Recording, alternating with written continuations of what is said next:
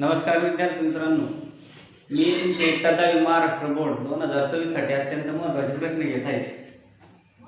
बघा, आपल्या चॅनलला लाईक करून ठेवा, शेअर करून ठेवा, सबस्क्राईब करून ठेवा. चला लगेच सुरुवात करू.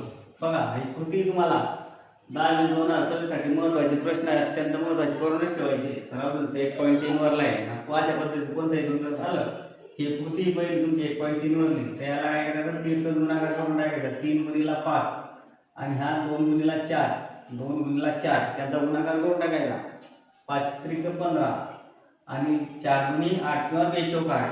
15 तून 8 गेले किती उरले? 7. अगदी सोपं आहे. तिरकस गुणाकार करायचा, ताण घ्यायचा नाही. दुसरा प्रश्न आहे, खाली निश्चयकांच्या किमती काढा. निश्चयकांच्या किमती काढायच्या, असंच करायचं, बिलकुल काहीच ताण नाही करायचा. असं तिरकस गुणाकार करायचा. वजा 1 गुणिला हा 7 गुणिला 2 बरोबर, वजा 1 गुणिला 4. वजाचं चिन्ह घ्यायचं मला किंवा बी ताण नाही घ्यायचं, कोणतं घ्या आणि काय घ्या. निश्चयकाची किमती काढताना वजाचं चिन्ह घ्यावं लागतं. मग वजा 1 गुणिला 4 आणि 7 गुणिला 2, 7 गुणिला 2 त्यांचा गुणाकार करायचा. त्याचा गुणाकार काय येईल? 4 1 4. वजा चिन्ह आहे, गुणाकार करताना वजा चिन्ह लहान मोठं बघायचं नसतं. गुणाकार करत असताना वजा चिन्ह एका संख्येला जरी असलं तर घेऊन घ्यायचं, ते लहान मोठं बघत नसतं त्याला.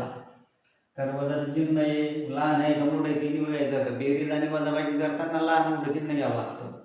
परंतु गुणाकारामध्ये कसं आहे, मोठ्या संख्येला वजा चिन्ह एकाला जरी असलं तरी ते घेऊन घ्यावं लागतं.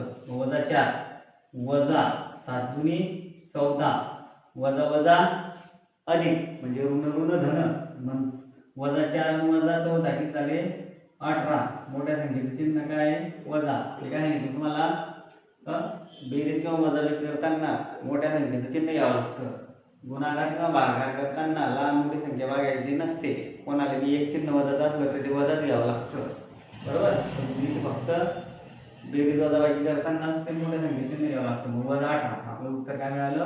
वजा 18. अशा पद्धतीने आपल्या चॅनल लाईक करा.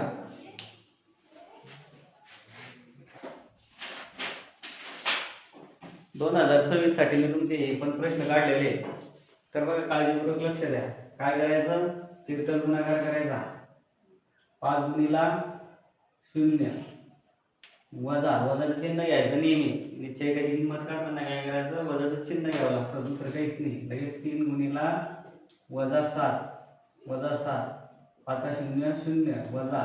आता हे वजा 3 आणि वजा 7 आहे. 7 त्रिक 21 वजा 7 त्रिक 21 काय झालं? मग वजा अधिक 7 त्रिक 21 बरोबर काय मिळाले? 21. उत्तर काय मिळालं? 21. आता याच पद्धतीने बघा, इकडे लक्ष द्या. 7/3 7 त्रिक 21 21 7 त्रिक 21 दुसऱ्याची किंमत 21 बरोबर. उत्तर आहे आपलं 21. दुसरं आहे आता बघा, 7/3 काय करायचं? 7/3 असं तिरकस गुणाकार करायचा. 7/3 गुणिला 1/2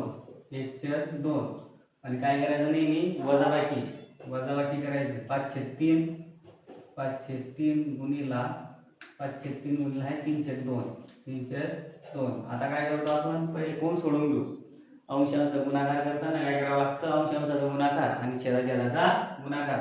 काळजी करायची नाही, डायरेक्ट करून टाकायचं. 7 1 7 3 दुनी 6 आणि वजाचं चिन्ह. 5 त्रिक 15 3 दुनी 6. आता बघा, इथे आपण बेरीज वजाबाकी करताना छेद समान घ्यावा लागतो. ते इथे ऑलरेडी आपला छेद समान आहे, त्यामुळे छेद समान करायची गरज नाही. करायचं डायरेक्ट सोडवायचं. इकडे सोडवतो मी. आता हा छेद समान आहे, मग त्याला एक वेळा लिहून घ्यायचं. 17 आणि 7 वजा 15 बरोबर. 7तून 15 गेले, 7तून 15 जात नाही, मग 15तून 7 काढायचे. किती उरले? मग 8. मग हे मोठ्या संख्येचं चिन्ह वजा 8. 7 वजा 8/6. आता याला संक्षिप्त रूप जातं. अंशाला आणि छेदाला एकाच संख्येनं भागायचं. मग कोणती संख्या जाईल ते? तर 2.